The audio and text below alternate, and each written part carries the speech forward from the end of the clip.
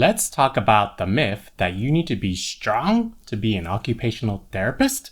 Does this mean that if you are out of shape like me, that you will struggle physically as an OT, or that it is not the career for you? Find out in this video and watch the end for my recommendation on what to do if you want to become stronger. Hi, my name is Jeff and I'm an occupational therapist. I make occupational therapy content on my blog, ot.dude.com, social media, podcast, and here on YouTube. If you're interested in learning more about what occupational therapists do, be sure to subscribe to my channel so that you don't miss a single video. Also, check out my free resources in the description below. Let's get functional. I am not sure where this myth came from, but even I wondered if I needed to be strong to be an OT. Maybe it's because OT shares some similarities with physical therapy in terms of physical demands of the job. Let's take a look at the physical demands of an occupational therapist's job description. Alternate sit, stand, or walk? Yes. Climbing stairs and ramps? Yes, and with clients. Climbing ladders? Not really. Crawling? Yes, such as with pediatrics. Crouching? Yes, to help clients such as with dressing. Fine motor manipulation? Yes. Gross motor manipulation? Yes. Kneeling? Yes. Lifting? Yes, such as with clients or carrying objects. Pushing, pulling? Yes, such as a wheelchair. Reaching? Yes, such as over the patient's bed. Sitting? Yes, such as for documenting, although you can't do it standing if you have an ergonomic desk or computer on wheels. Stooping? Yes, but hopefully with good body mechanics. So these demands may seem like a lot, especially if you have had a desk job in an office, but many jobs require similar demands in healthcare. Many other professions also have these physical demands. Physical therapy, but also nursing, EMT, paramedic, technicians, dentists, and even doctors. And I'm sure you have seen some people of all shapes and sizes, male or female, in all these professions. So OT is no different.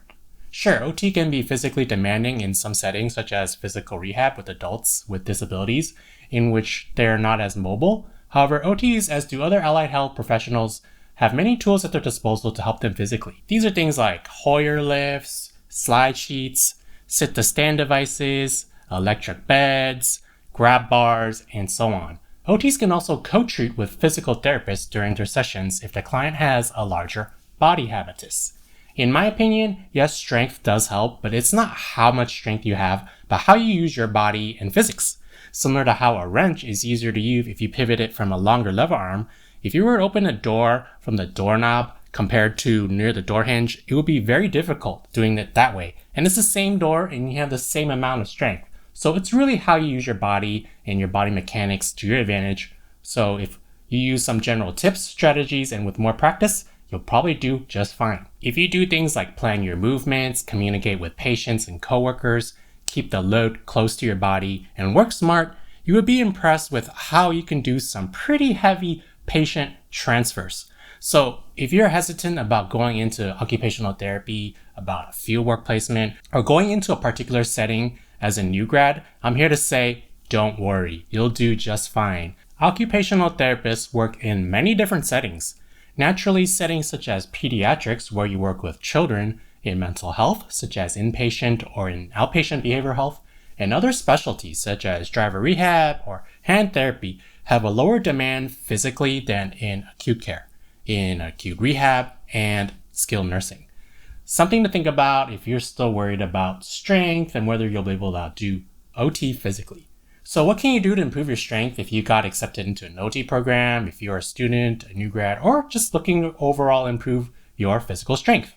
My recommendation is to build your core muscles, your abdomen, back, quadriceps, and things like that. The motion you use to assist clients the most is likely to help them from, say, sit to stand or with walking. So your core and your lower extremities are more important, in my opinion, than strengthening groups like your biceps because they aren't used as much mechanically in OT compared to the other muscle groups.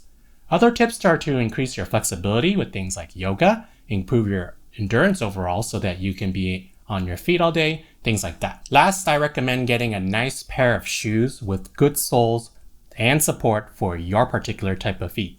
I personally have 2 pairs of shoes that I alternate between during the week. So the myth that you need to be strong to be an OT, simply not true. And you're stronger than you think.